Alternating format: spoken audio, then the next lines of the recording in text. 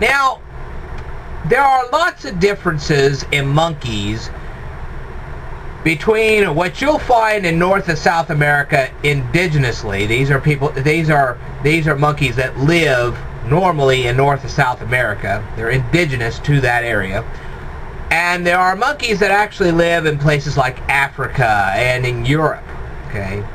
So, monkeys in Africa and Europe are going to be a little different than monkeys that live in North and South America. One of the biggest differences is going to be whether they have a big tail or not. The ones that are indigenous to North and South America will usually have a long tail. Not always, but usually. The ones that live in the old world, which we're talking about Africa and Europe here, they usually don't have very long tails. Okay?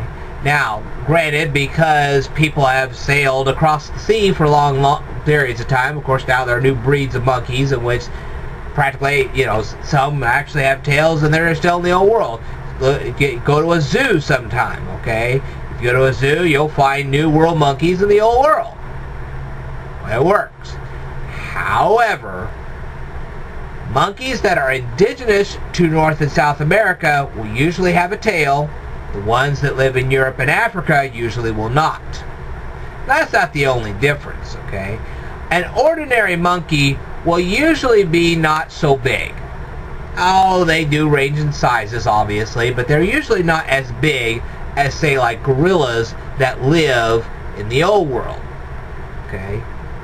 Now, I know there are gorillas that live in the new world as well, but many of them live in the old world.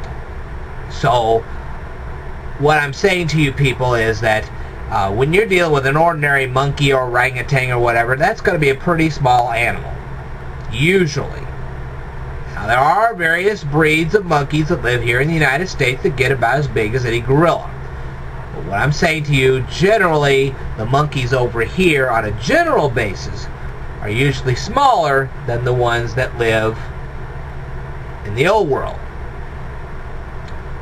That's a generalization. That's not a specific. There are specifics, and I'm not going to get into them. If you want to leave the specifics, you can go ahead and leave them right down here in the comments below. But generally speaking, the monkeys that usually live over here are a little bit smaller than the ones that live over in Europe and Africa. So, don't go screaming, wow, that's all. Well, let me tell you something. There are specific breeds, and they all vary in size. So I know that's true. But generally speaking. Alright?